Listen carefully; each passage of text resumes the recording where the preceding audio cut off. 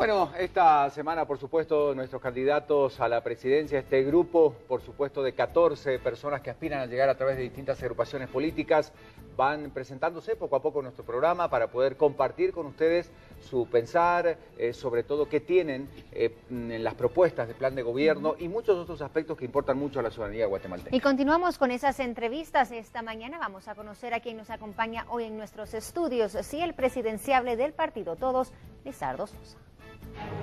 Lizardo Sosa, candidato a la presidencia Partido Todos. Vida familiar. Lizardo Arturo Sosa López nació en la ciudad de Guatemala en abril de 1945. Es licenciado en Ciencias Económicas de la Universidad Rafael Andívar y estudió Planificación y Desarrollo Regional en el Instituto de Ciencias y Planificación Regional de la Universidad de Baden-Württemberg, Alemania Federal. Lizardo Sosa es un economista y político guatemalteco.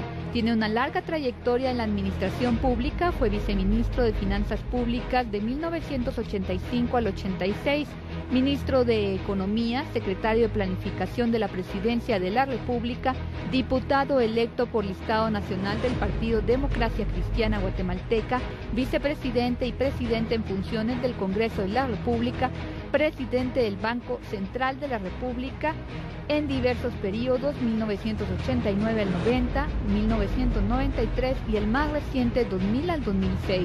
Miembro de la Comisión Preparatoria del Pacto Fiscal, miembro del Grupo Promotor del Diálogo Fiscal, miembro suplente del Consejo Económico y Social designado por el Movimiento Cooperativo Nacional, miembro de ACIES y socio de la cooperativa Covimet, en las que ha desempeñado diversos cargos directivos.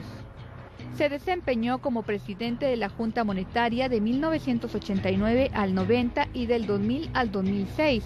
Fue secuestrado en febrero del 2002 por dos sujetos armados que violentaron su residencia y liberado posteriormente por el pago de la cantidad exigida. Sosa fue nombrado candidato a presidente del Partido Todos para las elecciones generales que se realizarán en septiembre de 2015.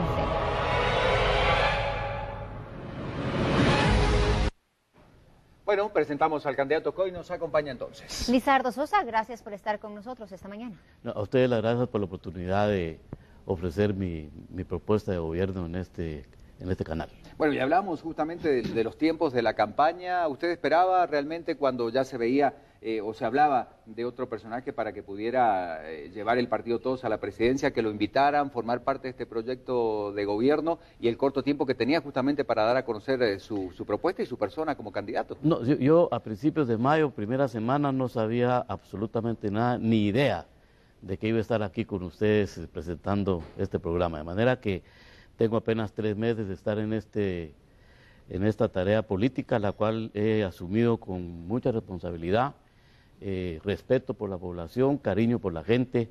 Creo que es mi obligación como ciudadano, si es que puedo ofrecerle algo al país, efectivamente ofrecérselo, y creo que este medio de la política electoral es muy propicio para poder trabajar por el país. Cuando usted habla de ofertas, hablemos concretamente de un proyecto de transición con reforma de leyes puntuales, habla de un periodo de 2 años. Ayer generó algunas reacciones, algunos sectores que lo ven inviable, otro que dice que solamente es una propuesta sin fundamento, algunos analistas políticos dicen que es una propuesta distinta. ¿Cómo lo define usted y cómo explica esta propuesta de reforma y de este periodo de transición? Sí, muchas gracias. Fíjese que nosotros tenemos nuestro plan de gobierno, ya tiene más o menos un mes, y hemos considerado desde el principio que nuestro plan de gobierno es un gobierno de transición, que habíamos pensado que era de 4 años. ¿Por qué de transición? Porque tenemos un estado destruido, unas instituciones que no están sirviendo para los fines que fueron creadas, en las instituciones en las cuales la ciudadanía ha perdido la confianza. El pueblo ha perdido la confianza en las instituciones, en el gobierno mismo. El dato de ayer de Prensa Libre es revelador: 88% no tiene confianza en el presidente de la República. En cualquier país republicano democrático, con un 30-40% los gobiernos renuncian. Exactamente. Y aquí tenemos un presidente que tiene 88% de opiniones adversas y sigue campante como que si nada hubiera ocurrido. Ese es un irrespeto, porque se da como descontada la falta de importancia que se le da a la legitimidad que debe tener un gobierno y un gobernante. Y cuando esta legitimidad se pierde, otras constituciones, otros sistemas democráticos tienen la solución. Se disuelven congresos, se convoca elecciones para que el pueblo vuelva a delegar su poder soberano en nuevas autoridades. Para que vuelva a creer en definitiva en las instituciones también, ¿no? Porque por eso es que nosotros adelantamos a 2 años nuestra propuesta para la reforma del sistema político. ¿Por qué? Mire, la gran falla de nuestro sistema político y del país es la falta de rendimiento del sistema político. La sociedad camina, la economía va a pesar del sistema político. Del sistema político, como lo tenemos en el país actualmente, por lo que vemos todos los días, con todo el respeto a las personas que están ahí, pero en su conjunto es una cloaca. Es algo demasiado oscuro y sucio. Y en eso el pueblo ya no tiene ninguna confianza. Este proceso electoral va a realizarse y va a producir nuevas autoridades electas, que incluso podría ser yo, pero con una legitimidad extremadamente escasa. Y a eso viene nuestra propuesta, sobre todo cuando vemos que el Congreso de la República hizo caso omiso de las demandas populares por un cambio y una reforma del sistema político por la vía legal. Se negaron a conocer la ley electoral de partidos políticos, que es la ley que regula el origen del poder y cómo el pueblo soberano delega el poder en los poderes constituidos por establecidos en la Constitución política. Entonces, si eso está mal, sí, si esa delegación de poder soberano está mal, todo va mal. Entonces, por eso es nuestra propuesta, para que en el marco de la Constitución vigente podamos hacer la reforma del sistema político y entregarle a un nuevo gobierno a más tardar el 14 de enero del año 2018. Bien. ¿Qué se hace entonces para recuperar esa confianza que usted mismo menciona han perdido los guatemaltecos hacia las autoridades, hacia el gobierno? Una acción concreta que usted tomaría si es electo para recuperar esa confianza. La primera disposición que la podríamos haber hecho ahora y que ya tenemos nosotros preparada y el proceso de revisión final es una nueva ley electoral de partidos políticos. Que ya tuvo que ser aprobada, según usted. Debió haber sido aprobada en junio, le fue propuesta al Congreso. El presidente Rabel, recuerdo cómo se hizo el loco, nos vieron la cara a los diputados porque ignoraron el reclamo popular, le dieron contratiempos, obstáculos, tácticas retardatarias para que no fuera posible, porque no les conviene, porque la ley actual permite que los partidos funcionen con cacicazgos, con dueños de los partidos, que son los que deciden quiénes van a ser los candidatos, y entonces no es una delegación de poder del pueblo soberano a sus autoridades, sino una delegación de poder que va de los financistas, de los caciques, de los dueños de los partidos, pero que eso no es el pueblo de Guatemala. Entonces, por eso, la primera cuestión, en 6 meses, nosotros tendríamos reformada la ley electoral de partidos políticos, también la ley del organismo legislativo y la ley de servicio civil. Y sobre esa base ya concluida de legislación, en tanto todos los demás aspectos del gobierno y otras reformas legales también van caminando, el sistema político estaría listo para iniciar el proceso de depuración. ¿Y qué le hace pensar que en ese entonces sí estarían los diputados o el Congreso dispuesto a aprobar estas leyes? Si vemos cómo reaccionan. Porque la delegación del poder que yo le estoy pidiendo al pueblo de Guatemala en estas elecciones es un mandato claro para hacer la reforma política. Y el Congreso tendría que estar obligado a actuar de manera consecuente con el mandato popular que el pueblo va a dar en las elecciones el 6 de septiembre y el 25 de octubre. Eso me daría toda la autoridad moral y el respaldo político de una elección para hacer lo que hay que hacer. Y si los diputados inclusive así no entienden, pues entonces vamos a pedirle a CICIG y Ministerio Público que sigan con el trabajo de depuración, y tenemos entendido que el conjunto de diputados, todos, han actuado en tal medida que han incumplido deberes constitucionales.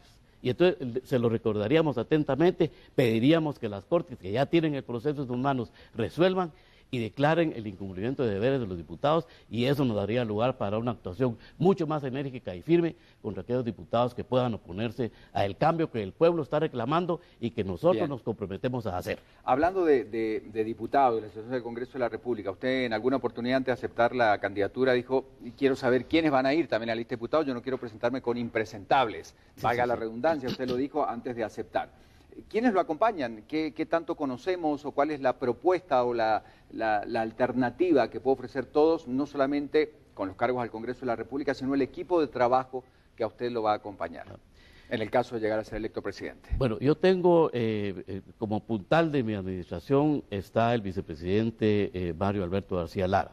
Y lo digo de esta forma. Él trabajó con usted muchos años. Él trabajó conmigo, trabajó muchos años en el Banco de Guatemala y fue mi vicepresidente del año 2001 hasta que yo entregué el cargo en el año 2006, en el tiempo del presidente Óscar Bechet.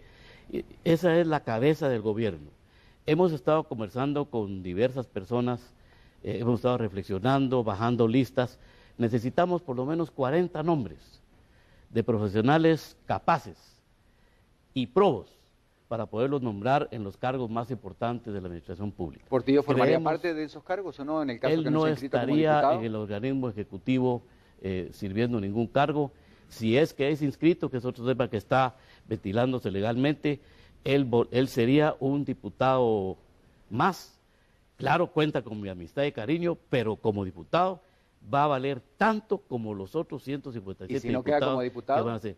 Bueno, él será un asesor político del partido ¿Le Todos. suma o le resta, cree Portillo, a Todos? Porque es un personaje que genera reacciones encontradas. Bueno, yo creo responde a esas críticas que Portillo definitivamente que sí, creo que la figura de Alfonso Portillo le suma al partido Todos en los sectores populares, le resta al partido Todos en los sectores urbanos de ingreso, digamos, medio hacia arriba y de preparación académica también elevada. No es generalizado porque es la tendencia, ¿verdad?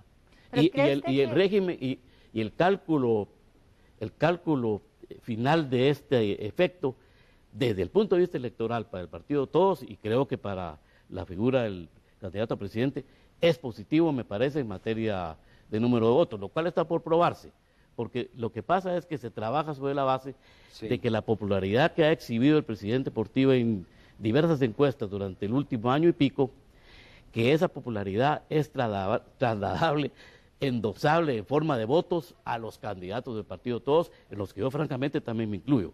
Pero mire, aprovecho su pregunta porque parte de lo que fue clarísimo cuando yo acepté esta responsabilidad es que fui muy claro en expresar que en el caso de que se tuviera éxito en esta lucha electoral, el gobierno de la República presidido por Lizardo Sosa no va a ser un gobierno del partido Todos. Es un gobierno de todos los guatemaltecos, eso sí, en donde el partido Todos será tan respetado como el resto de partidos políticos y en donde los diputados del partido Todos y los alcaldes del partido Todos serán respetados igual que todos los demás diputados y alcaldes de todos los partidos, porque el gobierno de la República será un gobierno de todos los guatemaltecos. Hay un tema puntual en relación a lo que usted dice y es cómo se siente usted como candidato encabezando este partido con el Tribunal Supremo Electoral. Hay muchos problemas legales para la inscripción de Portillo y sin embargo hay muchas otras denuncias de candidatos que están inscritos y todavía sigue ahí el tema para saber si va a accionar o no el tribunal contra estas personas con temas pendientes con la justicia. ¿Usted cree o cómo evalúa justamente lo que el tribunal está haciendo al respecto? Voy a pronunciarme, hubiera preferido no hacerlo porque lo he hecho y entonces se me ha recomendado que no, parece que defendiera yo al expresidente Portillo y no, realmente, afortunadamente cuando le negaron la inscripción a la señora Zubi Ríos también protesté y me manifesté en contra porque le estaban violando un derecho, exactamente lo hice con el presidente Portillo y lo haría con cualquier otro ciudadano al que le estén violando un derecho ciudadano político como el que usted está haciendo. Pero en este caso, sí, yo estoy bastante inconforme con la actuación del Tribunal Supremo Electoral, tan inconforme que yo ya no le puedo decir que ellos sean honorables ni idóneos. Ha habido una actuación verdaderamente inclinada hacia un partido político, tenemos información previa a la resolución. ¿Qué partido político? El partido líder. Tenemos información previa a la resolución del registro de ciudadanos de que hubo presiones del partido político líder para que el expresidente no fuera inscrito. Y no se inscribió con base en una opinión personal del registrador. No hay ninguna otra razón y creo que una discrecionalidad de tal tipo que a un funcionario le corresponda negarle un derecho a un ciudadano, me parece que eso hay que revisarlo, puede ser sumamente costoso para la democracia del país en el futuro. Pero otra curiosidad, ¿por qué resulta ser que el único candidato al que se le aplica el artículo 113 es al expresidente Alfonso Portillo? ¿Es el único no idóneo? ¿Es el único no honorable? No estamos llenos de candidatos a Denuncias diputados. contra otros esos candidatos a quienes se les cuestiona, y presidente. muchos otros. Y además conocimiento público, que es el argumento en la resolución en contra en contra del presidente deportivo, el argumento de que como es de conocimiento público no necesita prueba. Pues hombre, conocimiento público de que no son idóneos ni honorables tenemos de una cantidad enorme de diputados que el Registro de Ciudadanos no dudó en ningún momento de inscribir, aunque ya tenía conocimiento público de ello. Lo que ello me indica es que hay una actuación tendenciosa e inclinada en favor de un partido político, y les digo por qué. El candidato Valdizón se inscribió el primer día de la convocatoria, el 2 de mayo, después de haber hecho 2 años de campaña anticipada. Y el tribunal no se dio cuenta de eso, y el registrador de Ciudadanos no se dio cuenta de eso. Hay una inclinación en favor del partido líder que ha estado vigente hasta ahora. Ahora que ya se duda de la posibilidad de que el partido líder tenga éxito, van a empezar a cambiar las cosas en el tribunal. Yo por eso ya no lo califico ni de idóneo ni de honorable. Para mí ya no lo son. Hablemos de seguridad, por favor, para poder ir avanzando. Medidas concretas que tomaría o cuál es la propuesta de todos en materia de seguridad para el país. El tema de la seguridad, primero un reconocimiento que creo que tenemos que tener mucha conciencia los guatemaltecos. Buena parte de la inseguridad que vive el país no depende de razones internas. Estamos metidos en una posición geográfica en la que somos corredor de corrientes ilegales, no solo de personas, sino también de tráfico de drogas y de mercancías. Por nuestra república pasa contrabando para los demás países de Centroamérica, pasa la droga por los Estados Unidos, corren dólares que van del sur para el norte y del norte para el sur. Ese es un problema complicado. Creo que en materia de seguridad tenemos que hacer un esfuerzo conjunto con el resto de países centroamericanos, México y Estados Unidos, para tener políticas comunes muy coordinadas en favor de un combate eficiente a la inseguridad y a los niveles de criminalidad. Y luego los aspectos internos.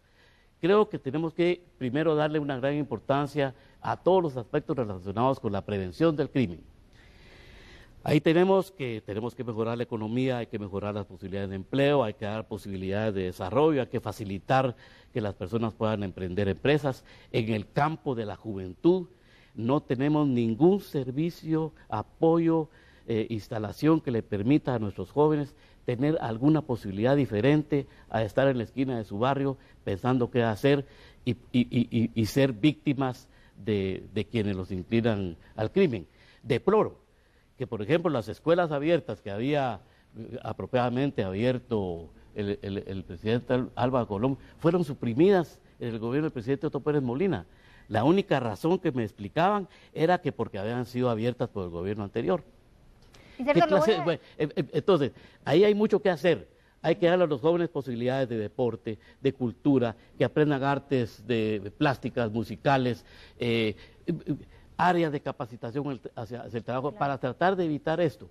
Y luego tenemos que hacer un esfuerzo muy grande, como le digo, en la promoción de empleo, cómo hacer para que nuestra educación y mecanismos de capacitación oriente más hacia el trabajo. Eso le iba a preguntar, sí, porque quiero conoceros. Obviamente un gran economista, sí, reconocido en Guatemala, reconocido por esos tanques de pensamientos, analistas. Su posición económica, que es lo que estamos atravesando en el país en cuanto al desarrollar quizá empleo, mejorar las condiciones para desarrollar empleo en Guatemala, el sistema tributario también. Quería conocer su opinión al respecto. Mire, respecto del tema de cómo promover el empleo, para terminar ese punto, okay, mire, tenemos que desarrollar un mercado mucho más competitivo. Nuestra propuesta de gobierno establece la conveniencia de que se apruebe una ley que promueva y proteja la competencia. Si tenemos un mercado más competitivo, más libre, claro, adosado por los criterios que el Estado debe regular en protección de los más débiles, pero en el que funcione un mercado libre, tan libre como sea posible. Somos partidarios de la economía social de mercado, que el resumen es tanto mercado como sea posible, tanto Estado como sea necesario. Esto en el campo, creo que esa facilitación de la economía puede resolver en buena medida el tema del empleo. Ahora, la cuestión tributaria. Si conocen ustedes mis antecedentes, yo he estado casi en todos los intentos de mejorar la recaudación tributaria que se han hecho del año 1990 y pico para acá. He formado parte de los grupos que han estudiado el primer pacto fiscal, la segunda revisión, la actualización del pacto. De manera que soy una persona que cree que el país requiere una carga tributaria mayor para alcanzar su desarrollo.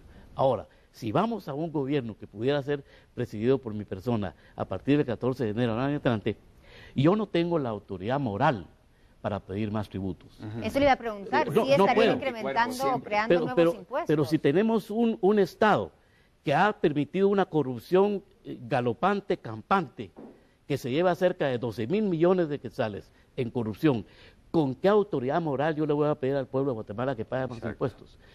Tenemos que luchar frontalmente contra la corrupción. Tenemos que derrotarla con la ayuda del pueblo, del ejército, de las iglesias, del sector privado.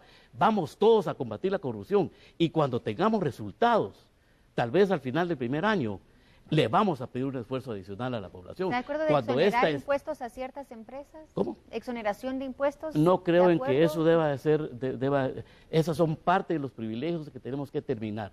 Todos reglas parejas, todos responsables del financiamiento del Estado, es de todos, el Estado nos corresponde la obligación a todos de contribuir al bienestar general. Al fin y al cabo, la política fiscal no es más que aquella que regula la forma como la sociedad financia los objetivos que quiere lograr como sociedad. Y entonces tenemos que estar de acuerdo, queremos mejores escuelas, mejores policías, más puentes, más energía. ¿Cómo lo vamos a pagar? Extendiendo la mano para que nos ayude el exterior, como se hizo cuando se firmaron los acuerdos de paz, en donde se pidió ayuda externa, pero no se actuó en materia fiscal. No, yo creo que tenemos que ser responsables como sociedad.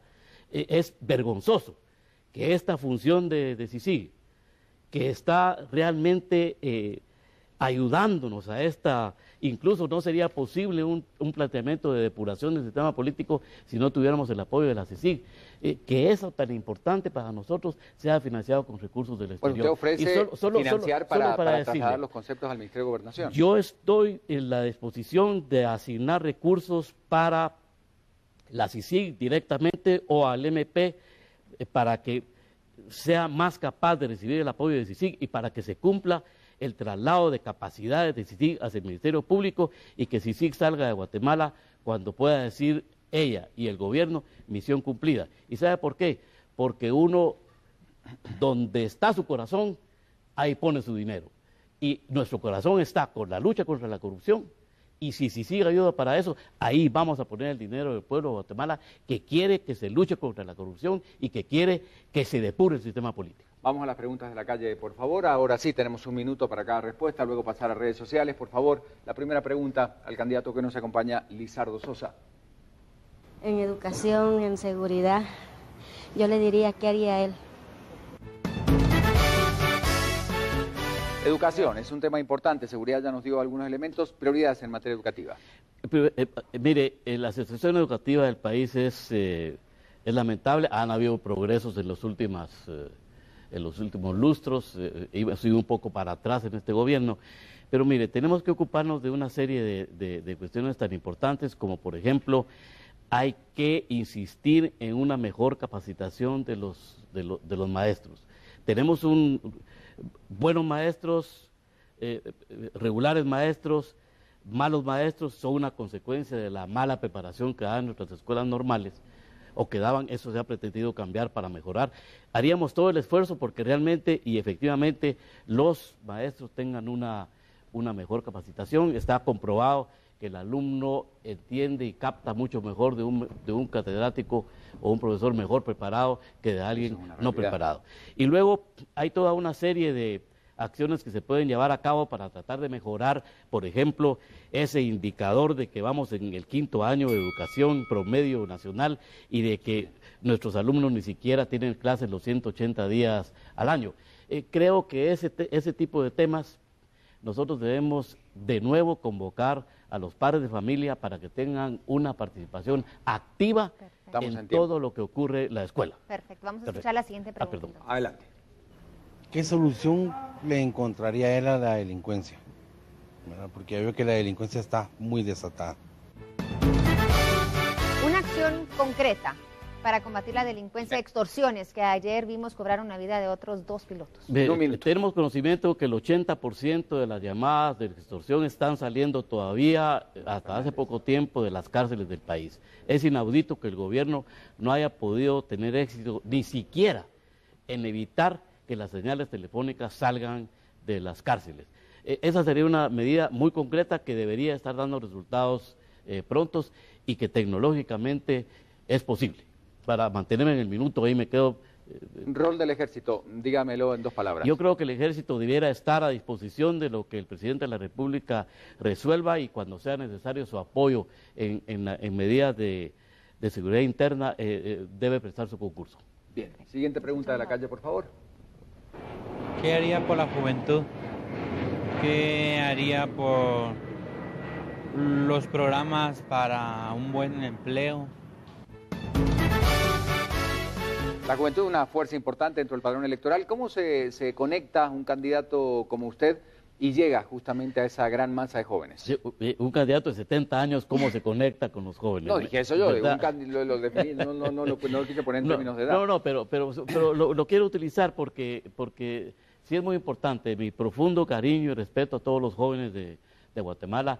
Creo que hemos fallado como sociedad en ofrecerles oportunidades de todo tipo, de educación, de diversión, de esparcimiento, de deporte, y creo que nos enfocaríamos en eso esencialmente, y cuando trabajemos en eso, la primera pregunta que se hizo, estaríamos también luchando de una manera eficiente en contra del tema de la delincuencia. ¿Programas sociales? ¿Tiene alguna propuesta concreta? Aprovechemos que queda un tiempito. Creo que los programas sociales deberían enfocarse sobre la base de las transferencias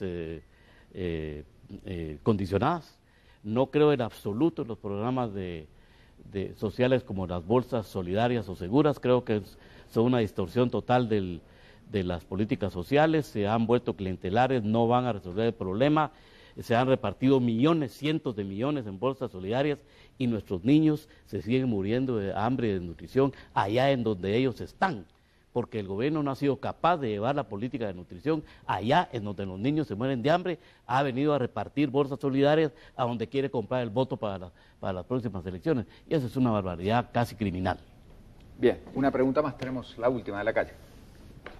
A lo que es la salud, a los hospitales, están decayendo demasiado los hospitales, pues hace falta mucho medicamento, alimentos también, faltan demasiado. Un tema esencial también para los guatemaltecos, sí. El sistema de salud vemos que está colapsando. Mire, yo he hecho una promesa de campaña, los hospitales van a estar a más tardar el tercer mes de gobierno, a más tardar, totalmente suministrados de las medicinas y otros instrumentos y requerimientos que necesitan. Es inaudito lo que ha ocurrido, se debe a corrupción esencialmente, a compra de medicinas a 2, 3, 4, 5 veces el valor de mercado, lo que ha ocurrido. Y por otro lado, estamos en el interés, dentro del marco de nuestra visión del desarrollo económico y social, que hemos dicho, tanto mercado como sea posible, tanto Estado como sea necesario, el tratar de implementar algunas disposiciones que permitan que en los hospitales, en las escuelas y en toda aquella política social a cargo del gobierno haya premios por rendimiento. En los hospitales sería premios cuando los hospitales reciban una remuneración por servicio efectivamente prestado a la población. Es un poco largo de explicar, pero estamos pensando en cómo motivar a los maestros y a los empleados hospitalarios para que trabajen más y mejor, porque eso les puede representar una ventaja que podría ser incluso no económica, pero que no necesariamente puede ser económica. Bien, vamos a ir a las preguntas de redes sociales, también un minuto para estas respuestas. Alejandro, por favor, varias personas escribieron, tenemos tiempo para 3 o 4, adelante. En efecto, gracias Ricardo, buenos días al candidato. Dice Manuel Vivar, textualmente, le podría preguntar si Guatemala merece tener un presidente como él. Creo que sí, no quiero ser falto de modestia, creo que no es así, pero de lo que tenemos en las opciones políticas, creo que tanto mi persona como Mario Alberto tenemos la capacidad, la experiencia y los arrestos para emprender las tareas que le estamos ofreciendo al pueblo de Guatemala. Y desde ese punto de vista, el pueblo decidirá si quiere tener un presidente como yo o no, no soy yo el que lo debo decidir, es el voto del pueblo el 6 de septiembre. Bien, siguiente pregunta, por favor. Dice Javier Alejandro Moreira, después de haber cursado una carrera en el Vanguard llena de éxitos y diría yo una trayectoria intachable, ¿cómo se atreve a aliarse con un corrupto confeso? Mire, hasta en la primera familia que existe sobre la tierra hubo un Caín y un Abel.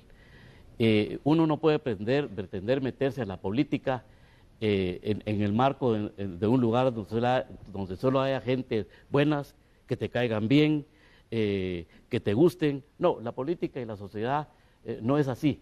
Si yo quiero afectar un poco e incidir en la vida política del país, sé que entro a un campo en el que tengo amigos, enemigos, y en donde yo voy a tratar de hacer prevalecer mis principios y mis valores. Estoy en esa lucha y me imagino que el presidente Portillo también está en su propia lucha, pero podemos trabajar juntos con cualquiera que quiera, siempre que tenga buena voluntad. ¿Usted no siente que Portillo le hizo mucho daño al país? Es una cuestión, yo trabajé en el gobierno de Alfonso Portillo, lo que yo pude hacer en el Banco de Guatemala, en lo que hice y en lo que acaba de mencionar la distinguida persona que hizo la pregunta, yo tuve el apoyo irrestricto del presidente de la República. Ese es mi recuerdo de mi relación burocrática, digamos, con el presidente. Y como ciudadano guatemalteco, le hago la pregunta otra vez, ¿qué piensa? Bueno, voy a pensar lo que dice un montón de gente. Comparativamente, el presidente Portillo no es de los presidentes que más daño le han hecho al país. Pero sí le hizo daño entonces. Sí, hay que reconocerlo, nadie es perfecto, todos cometemos errores, pero si usted valora y analiza la calificación que hace el pueblo de Guatemala de él, es inaudito que después de lo que pasó y del castigo que recibió, él todavía esté en una tarima, en una campaña política. No creo que eso haya podido ocurrírsele a otro expresidente de la República. Tal vez al presidente Vinicio Cerezo sí, y probablemente hubiera tenido éxito, pero yo creo que el presidente sí, indudablemente puede ser, ha hecho daño, pero no es el que más daño le ha hecho al país. Ciudadanos se preguntan cómo hará, bueno, ahorita no está inscrito, pero cómo hará entonces para mantener a esas personas que usted dice, obviamente están allí, las personas con intereses, las personas malintencionadas, para mantenerlas en orden. Eso es lo que muchos se preguntan, para que no se repita lo que hemos visto en años anteriores. No, por eso es de que hay que enfatizar en la delegación del poder soberano del pueblo. Cuando todos los presidentes, no todos, pero la gran mayoría que hemos tenido en este proceso democrático, han sido designados como candidatos, no por elección libre de los afiliados de los partidos, sino por otro tipo de intereses. Hay un problema de delegación de poder soberano que ha fallado. Y entonces llegan los gobiernos no a servir al pueblo, a servir a quienes los nombraron de candidato, a quienes les pagaron la campaña y a otros intereses que se meten dentro de los partidos políticos. Hay que terminar con eso. Por eso es importantísima la depuración del sistema político. Los candidatos que sean electos, si se acepta mi propuesta, el pueblo la vota y tenemos elecciones a finales de 2017, esos candidatos deberán ser electos por los afiliados de los partidos en procesos democráticos en donde se garantice una libre competencia sana entre las diferentes fuerzas políticas e ideas. ¿Y quién está pagando su campaña? Bueno, al partido lo financian diversas personas, empresas y entidades. No tengo ahora una lista, son bastantes.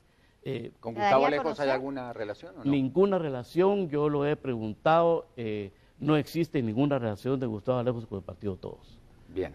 Hay una pregunta más, Alejandro, de redes sociales. Es más bien un comentario, Ricardo, pero por supuesto esperamos la respuesta del candidato. Todos prometen, dice, son sepulcros cuando tienen el mando, se olvidan del pueblo y las promesas se esfumaron. Es otro tema, ¿no? Que el plan puede estar redactado, ha sido trabajado, el tema es cómo llevarlo a cabo, ¿verdad? Bueno, porque el plan del Partido Patriota era muy bueno y si nos vamos a administraciones anteriores, siempre el plan es concreto y como que hay muchos puntos de coincidencia con otras agrupaciones políticas. El tema es el cómo, ¿no? Ejecutarlo. Mire, yo creo que yo tengo, por fortuna, resulta ser que también soy el único candidato que lo tiene, que puedo mostrar cuál ha sido mi experiencia, cuál ha sido mi actitud como funcionario público durante casi 30 y pico años, serví puestos públicos, siempre actué de manera transparente, nunca escondí nada, siempre fui respetuoso de la prensa y de los ciudadanos. Eso es mi comportamiento. Y yo no voy a decir ahorita que voy a hacer así porque lo prometo, es que ya lo hice. Ya el pueblo que conoce mis antecedentes sabe cómo soy y no tengo por qué ahora, a mi edad, tener un cambio.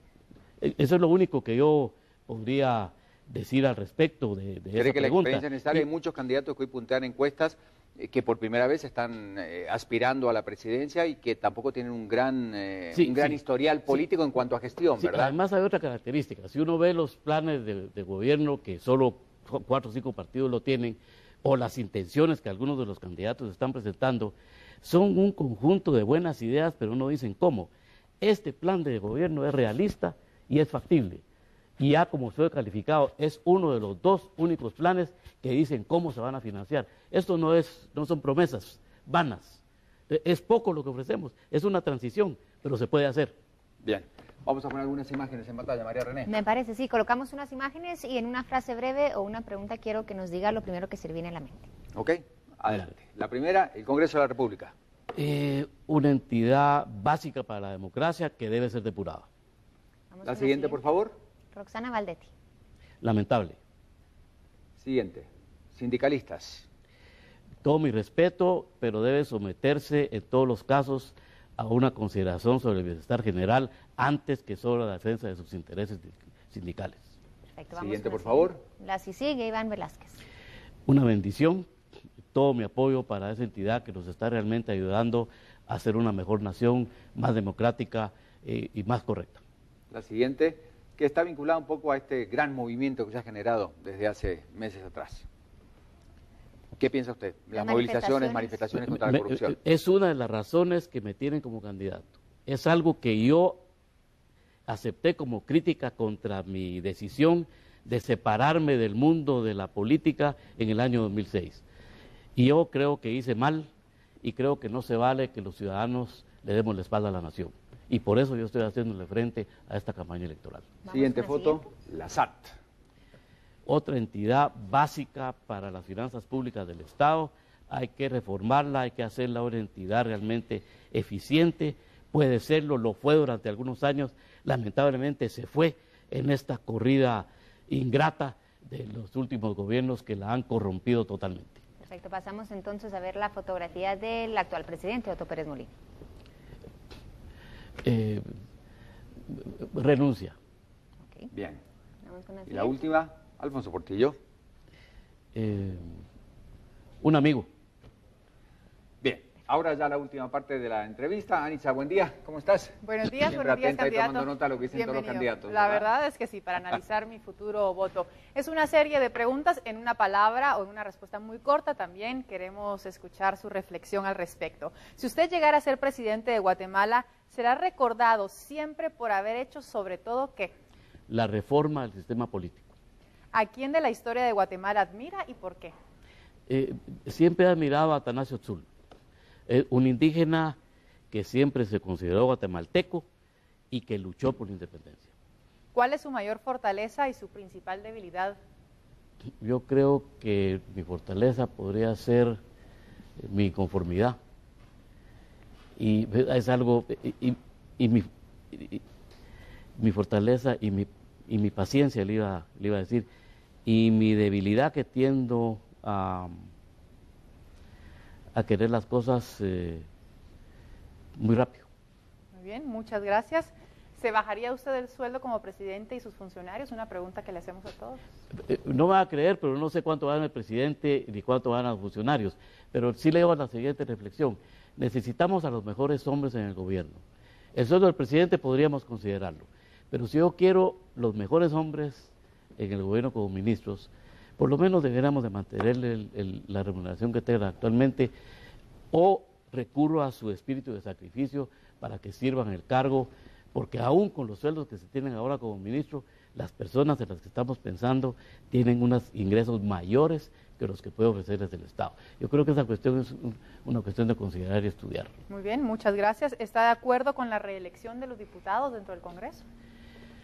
En la coyuntura actual tengo que decirle que no, sin embargo, soy partícipe de que una nueva ley electoral debiera de permitir por lo menos la reelección después de un periodo sin serlo.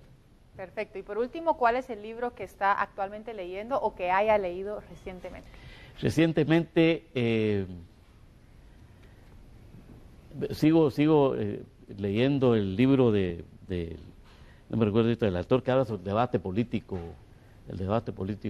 en Guatemala, el señor Ardón, que trabaja para CACIP. Okay. Me ha sido de mucha utilidad en esta tarea que estamos emprendidos ahora. Muchísimas gracias. Lizardo, yo le quisiera preguntar antes ya de finalizar, porque sí, ya se nos acaba el tiempo. Hace unas semanas yo creo que usted todavía estaba debatiendo respecto a quizás reformas a la Constitución, una consulta popular.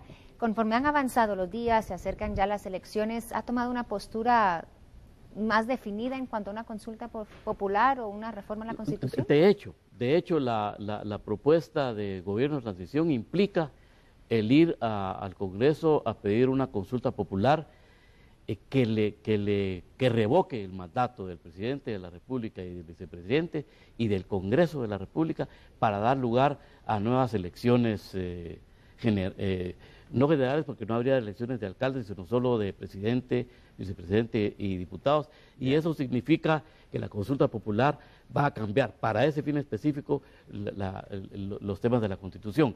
Y creo que un cambio constitucional soy positivo para el cambio constitucional. Creo que la realidad cambia, que el pacto constitucional es un pacto que debe regular las condiciones reales de las relaciones sociales y políticas de la sociedad, y estas cambian todos los días, y me parece que nuestra Constitución ya necesita una revisión, y yo preferiría que esta fuera por una Asamblea Nacional Constituyente.